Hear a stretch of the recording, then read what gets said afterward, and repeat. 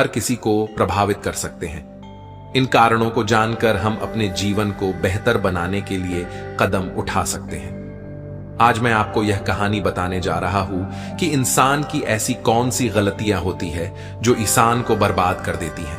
अगर हम अपनी बर्बादी का कारण जान लें तो हम अपने जीवन को खुशहाल बना सकते हैं। वीडियो को शुरू करने से पहले अगर आप लोग इस चैनल पर नए हो तो चैनल को जरूर सब्सक्राइब कीजिए, इसी तरह की और भी वीडियो के लिए। बहुत समय पहले की बात है, एक नगर में एक धनी सेठ रहा करता था। उस सेठ के पास सभी प्रकार की सुख सुविधाएं थी, लेकिन उसकी कोई संतान नहीं थी। संतान के दुख में वह हमेशा चिंतित रहता था। फिर एक दिन उसे पता चला कि उसकी पत्नी गर्भवती है और वह अपनी पत्नी का बहुत ख्याल रखता था। इसलिए एक दिन उसके घर एक बेटे का जन्म हुआ। पुत्र जन्म से सेठ बहुत खुश हुआ, कोई कसर नहीं छोड़ी। उसका बेटा देखते ही देखते बड़ा हो गया। तब सेठ ने अपने बेटे को गुरुकुल भेजने का फैसला किया ताकि यह पढ़ लिख कर विद्वान बन सके। इसलिए ज्ञान प्राप्त करने हेतु गुरुकुल भेज दिया था। गुरुकुल में वह बच्चिया अच्छे से पढ़ाई करता था और अपने गुरु की सभी आज्ञाओं का पालन करता था। ऐसे में वह बच्चिया धीरे धीरे वहां का सबसे होनहार छात्र बन गया। गुरुकुल में बालक ने सभी वेद पुराण और शास्त्रों का अध्यापन किया और एक महान विद्वान बन गया। लेकिन कहते हैं ना कि समय कब बदल जाएगा ये कोई नहीं जानता। ऐसे ही एक दिन किसी प्राकृतिक आपदा के कारण उसके माता पिता की मृत्यु हो गई। और जब उसके माता पिता की मृत्यु हुई तो बच्चे की शिक्षा पूरी नहीं हुई थी। और जब बच्चे ने खबर सुनी कि उसके माता पिता अब इस दुनिया में नहीं है और उसका सब कुछ बर्बाद हो गया है, तो लड़का इस सांसारिक मोह में बंध गया। इसके बाद लड़के ने कहा कि गुरुकुल से अपनी शिक्षा पूरी करने के बाद वह अपना पूरा जीवन लोगों की भलाई में बिताएगा। फिर जब बालक की शिक्षा पूरी हुई तो उसके बाद बालक साधु बन गया और वह सांसारिक चीजों से दूर हिमालय के जंगल में चला गया। अध्यापन को विश्राम देते हुए समय के साथ उनके सन्यासी की चर्चा चारों ओर होने लगी और दूर दूर से लोग उनके पास शिक्षा लेने के लिए आने लगे और बहुत से लोग अपनी समस्याओं का समाधान पाने के लिए भी उनके पास आने लगे। वह समस्याओं का समाधान बड़ी आसानी से कर देता था, जिससे वह पूरे राज्य में प्रसिद्ध हो गया। परंतु जिस नगर में वह रहता था वहां का राजा क्रूर व्यक्ति था। जब राजा को तपस्वी के बारे में पता चला तो उन्होंने तपस्वी से मिलने का फैसला किया। अगली सुबह राजा तपस्वी से मिलने के लिए अपने महल से निकल गया और फिर वह उसकी कुटिया की ओर गया और वहां पहुंचकर राजा ने जब उसे साधु के रूप में देखा तो वह उसे देखता ही रह गया। उसके चेहरे पर एक अलग ही तेज था। जब वह साधु के पास पहुंचा तो उसे असीम शांति का अनुभव हुआ। साधु को प्रणाम किया और उसके पास बैठ गया और उससे बातें करने लगा। वह राजा पहली ही मुलाकात में साधु के व्यक्तित्व से इतना प्रभावित हुआ कि उसी समय से उसने अच्छाई के रास्ते पर चलने का फैसला कर लिया। और वो सोचने लगा कि इतनी सी मुलाकात में यह साधु मुझे इतना बदल सकता है तो ऐसा हमेशा रहेगा। यदि तुम मेरे साथ रहोगे तो मेरा जीवन बदल जाएगा। और यह सोचकर राजा साधु से अपने महल में चलने का अनुरोध करने लगा। राजा का अनुरोध सुनकर सन्यासी मना नहीं कर पाया और वो राजमहल चलने को तैयार हो गए। तब राजा सन्यासी को महल की ओर ले गए। महल पहुंचकर राजा ने साधु की बहुत खातिरदारी की और उसके बाद राजा ने साधु को एक दाहिने कमरे में भोजन कराया। भोजन के समय साधु ने राजा को धन्यवाद दिया और राजा से जाने की अनुमति मांगी। यह सुनकर राजा ने कहा कि आप हमारे बाग में जब तक चाहे तब तक रह सकते हैं।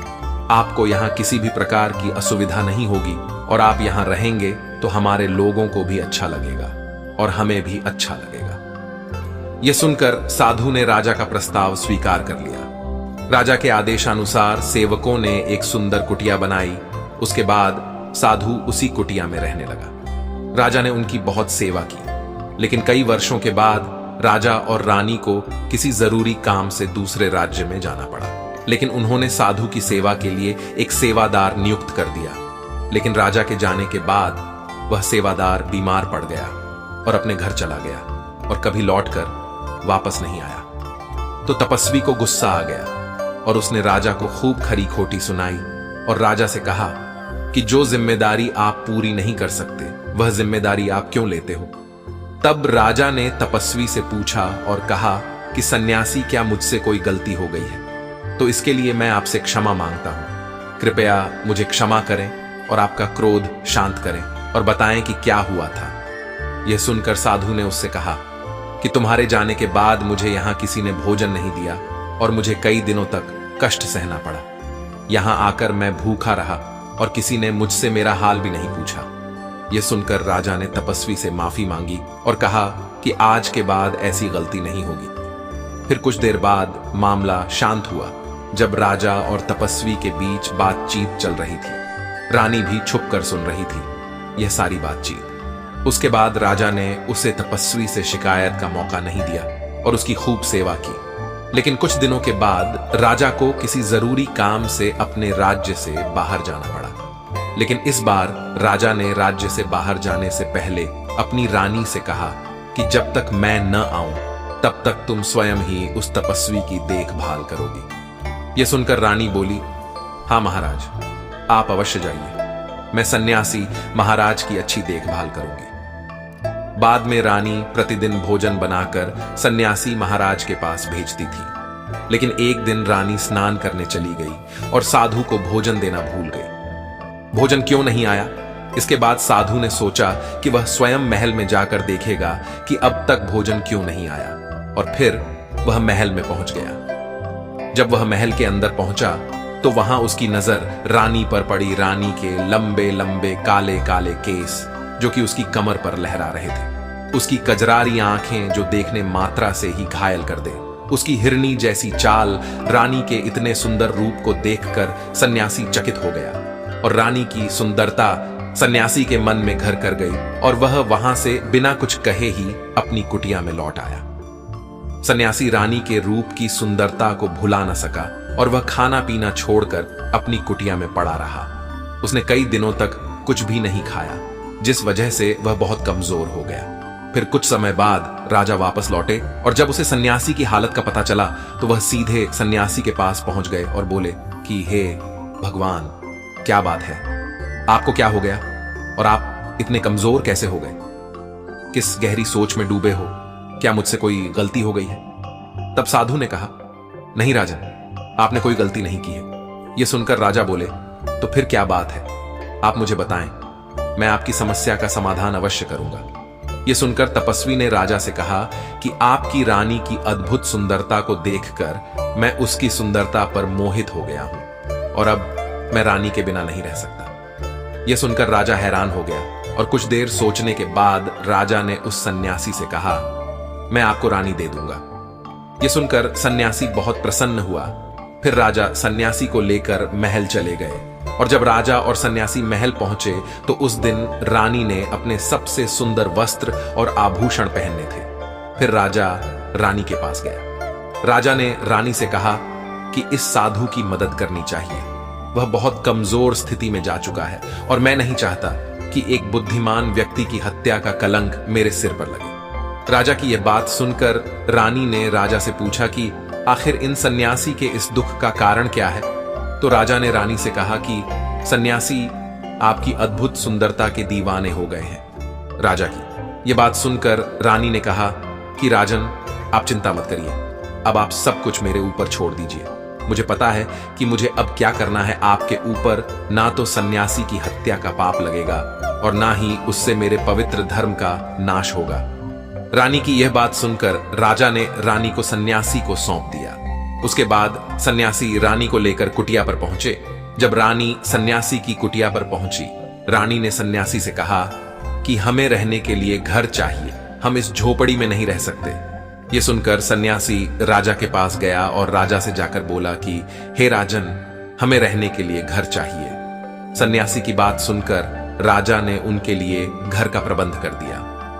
फिर सन्यासी रानी को लेकर घर पहुंचा। जब रानी सन्यासी के साथ उसके घर पर पहुंची तो रानी ने सन्यासी से कहा कि यह घर तो बहुत गंदा है और इसकी हालत बहुत खराब है, मैं इस घर में नहीं रह सकती। यह सुनकर सन्यासी फिर से राजा के पास गया और राजा के पास जाकर बोला कि हे राजन, जो आपने हमें घर दिया है उस घर की हालत बहुत खराब है।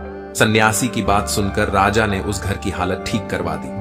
उसके बाद फिर रानी घर के अंदर गई और नहा धोकर बिस्तर पर आ गई। तभी साधु भी बिस्तर पर आ गया।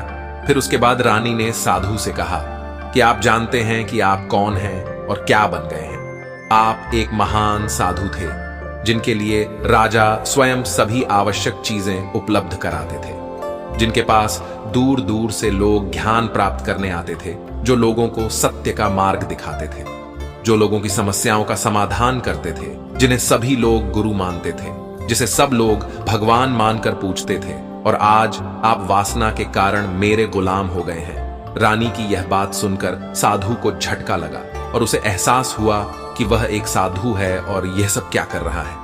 वह ये सब सुख सुविधाएं छोड़कर शांति की तलाश में जंगलों में चला गया था। सन्यासी जोर जोर से रोने लगा और चिल्लाने लगा और रानी से कहने लगा कि मुझे क्षमा कीजिए महारानी, मैं यह क्या करने जा रहा था। मैं अभी आपको राजा को सौंप कर आता हूं। सन्यासी की बात सुनकर रानी ने सन्यासी से प्रश्न किया कि साधु महाराज, मेरे मन में एक प्रश्न उठ रहा है, कृपया मेरे प्रश्न का उत्तर दीजिए। रानी की बात सुनकर सन्यासी ने कहा कि पूछो, तुम्हारा क्या प्रश्न है। फिर रानी ने कहा कि जब आपको उस दिन भोजन नहीं मिला तो आप बहुत क्रोधित हो गए। तब मैंने आपका ये रूप पहली बार देखा था और तभी से मैं आपके व्यवहार में परिवर्तन महसूस कर रही थी। ऐसा क्यों हुआ साधु महाराज? आखिर आपको इतना क्रोध क्यों आया? रानी की बात सुनकर सन्यासी ने रानी को समझाया कि जब मैं जंगल में था तो मुझे समय पर भोजन भी नहीं मिलता था, लेकिन जब मैं महल में आया तो महल में आने के बाद मुझे सारी सुख सुविधाएं मिली और फिर मैं इन सभी सुख सुविधाओं के मोह में फंस गया और मुझे इसके प्रति लगाव उत्पन्न हो गया और फिर मुझे इसको पाने का लालच उत्पन्न हो गया और जब मुझे यह नहीं मिला तो मेरे अंदर क्रोध उत्पन्न हुआ। फिर सन्यासी ने कहा कि महारानी, सच तो यह है कि अगर इच्छा पूरी नहीं हो तो क्रोध उत्पन्न होता है और अगर इच्छा पूरी हो जाए तो लालच बन जाता है। फिर सन्यासी ने रानी से कहा, यह इच्छा की पूर्ति ही मुझे वासना के द्वार तक लेकर आई है और मैं आपके प्रति आकर्षित हो गया। इसके बाद वो सन्यासी रानी को लेकर राजा के पास गया और बोला कि राजन, मुझे क्षमा कर दीजिए, मुझे अपनी गलती का एहसास हो गया है। यह लो आपकी रानी, मुझे यह सब नहीं चाहिए। मैं अपनी इच्छा के वशीभूत होकर यह गलत कार्य करने जा रहा था और अपने जीवन को बर्बाद कर रहा था, लेकिन अब मुझे सब कुछ समझ आ गया है। उसके बाद उसे सन्यासी ने कहा कि हे राजन, मनुष्य की बर्बादी का कारण उसकी 4 आदतें बनती हैं और दुनिया की हर एक व्यक्ति के अंदर यह 4 अवगुण होते हैं, लेकिन जो व्यक्ति इन पर नियंत्रण कर लेता है वह दुख और परेशानियों से बच जाता है। वहीं जो व्यक्ति इन 4 दोषों पर नियंत्रण नहीं कर पाता है वो बर्बाद होने के कगार पर पहुंच जाता है। यह सुनकर राजा ने कहा कि महाराज, आप मुझे वो 4 आदतें बताइए जिससे कि मनुष्य की बर्बादी हो जाती है।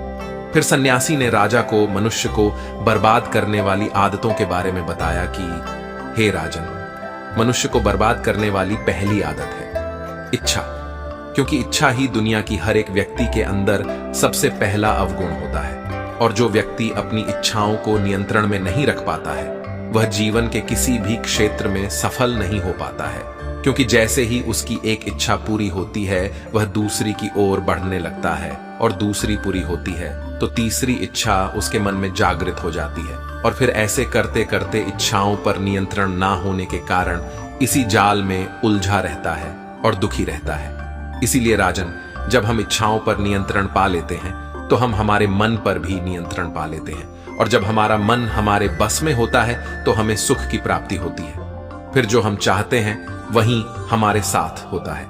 फिर सन्यासी कहता है कि हे राजन, मनुष्य को बर्बाद करने वाली दूसरी आदत है वासना।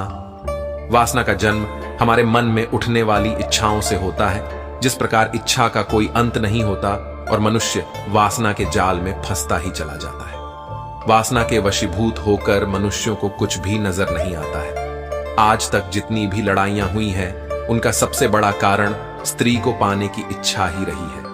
स्त्री के प्रेम में वशीभूत होकर राजा महाराजाओं ने आज से पहले बहुत सारे युद्ध किए हैं। रावण भी संसार का सबसे बुद्धिमान व्यक्ति था, लेकिन उसने भी माता सीता की सुंदरता की जाल में फंसकर अपना सब कुछ बर्बाद कर लिया।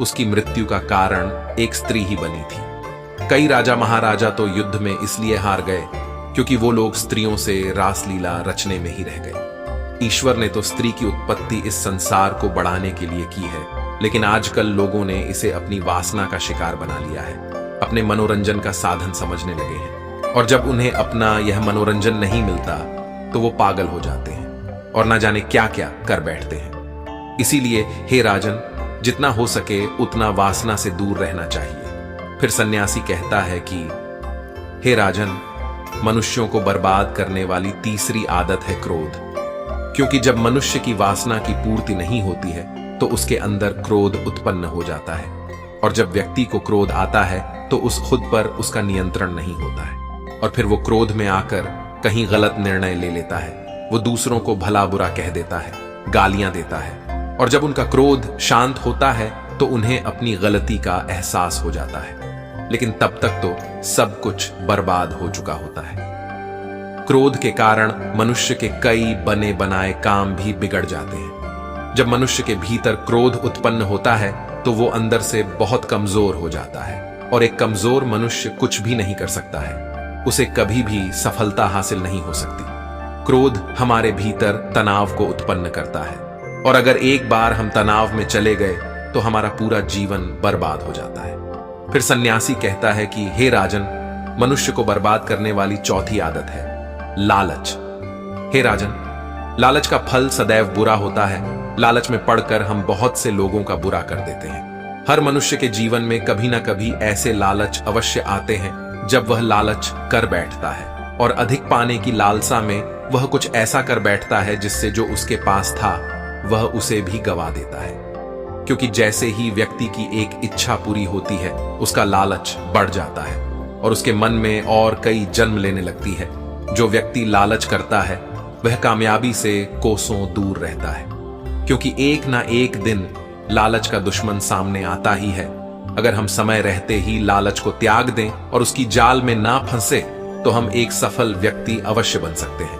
फिर अंत में सन्यासी राजा से कहता है कि हे राजन, अगर मनुष्य चारों आदतों को छोड़ देता है तो उसे जीवन में सफल होने से कोई नहीं रोक सकता। जो इन आदतों को नहीं छोड़ता है उसे जीवन में बर्बाद होने से कोई नहीं रोक सकता। मैं एक सन्यासी होकर इसकी जाल में फंस गया था, तो सामान्य मनुष्य तो इससे बच नहीं सकता। इसीलिए हे राजन, मनुष्यों को इन आदतों से हमेशा बचाना चाहिए। आई होप आप इस वीडियो से कुछ अच्छा सीखे हों। ऐसी ही और भी प्रेरणादायक कहानियां सुनने के लिए इस चैनल से जुड़े रहें। आप लोगों को ये वीडियो अच्छी लगी हो तो हमें मोटिवेट करने के लिए कृपया लाइक और शेयर करें। ऐसी ही और मोटिवेशन वीडियो के लिए हमें सब्सक्राइब कर लें। थैंक्स वीडियो को पूरा देखने के लिए।